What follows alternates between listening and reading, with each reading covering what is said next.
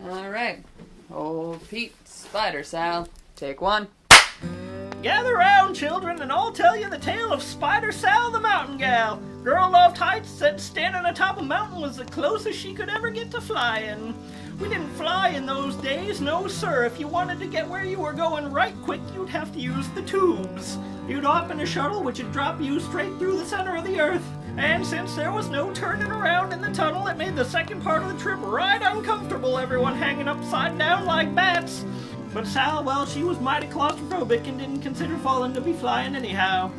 And you know, they say you'll end up in China if you fall through the earth. Tain't true. If you or me fell through, we'd end up smack dab in the middle of the Indian Ocean. In fact, closest drop point to here is in Saskatchewan, which will put you on a tiny island named Porto Francis. Rankled the U.S. government something fierce when they learned they'd have to curve their tube a bit if they wanted to end up on dry land. Fought a small war over it, as I recall, but since they decided to start it in December, everyone got cold after 2 days and went home. Where was I? Oh yes, Sal had the misfortune of having grown up in the Middle West, right around here, where the tallest thing around was the corn. Granted, it was Farmer O'Malley's corn, which grew 3 stories tall.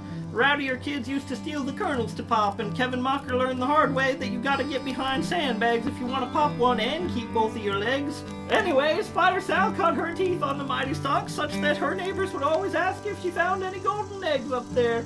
Weren't no giants to contend with, but that didn't make Sal's parents any less nervous. But this is a story about after Sal grew up and she wanted to climb something with a little more verticalocity. She wanted to go east or west to them Rocky Mountains or the Appalachians, but since the car belonged to my pappy and since I didn't want to contend with the riddle-asking witches what guarded the state borders, I told her I could take her anywhere in this state of Iowa. Well, she'd heard there was a brand new 44-story building in Des Moines. Now you may hear the locals call it Des Moines. They're a religious bunch, and since S is the first letter of Satan's name, they consider it to be cursed and don't pronounce it. Anyway, we got up at 5 a.m. Yes, children, that hour does in fact exist. Filled up the 60-gallon tank of my pappy's Ford Model N and began the 6-hour drive to Des Moines. Well, when we got there, the streets were lined with revelers and decorations were done up in green and gold and purple. I told you that the people of Des Moines were religious folk and you might expect them to be solemn and quiet, but they do not do religious holidays in half measure. And since Mardi Gras is a sort of kind of religious-ish holiday, they were all out and about, the lady folk showing their knees to shock passersby and everyone throwing beads and getting all their hooting and hollering out so they could be quiet for the next 40 days. And Sal decides that even though there's hooting and hollering and parading, well, she's gonna climb that building anyway. So she takes out her pittance and starts hammering her way at the outside.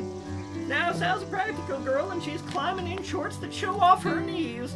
So, in appreciation of her boldness, the people in that 44-story building start opening their windows and showering her with all manner of pearls and beads and trinkets and what have you.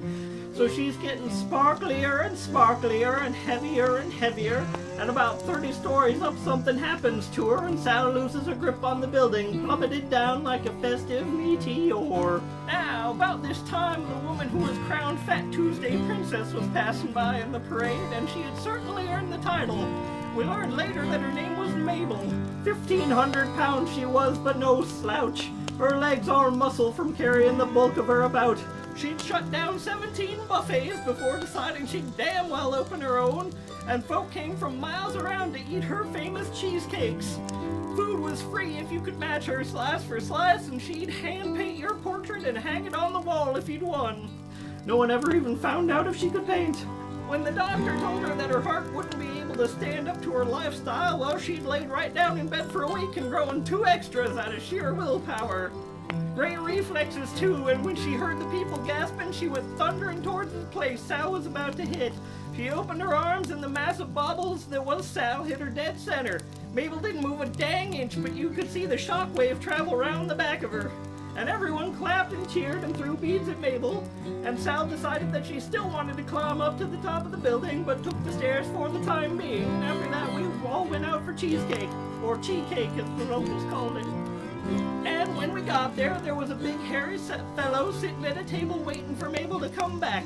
He had a wild look in his eye and a beard that could stop a bullet. Called himself Mountain Mike and said he was from Appalachia.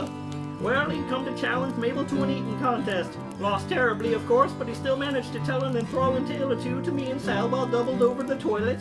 A few years later, Sal went to the Appalachia with him, and after I got me a Model Z that could get more than 3 miles to the gallon, he and I became hunting buddies. But those are stories for another time.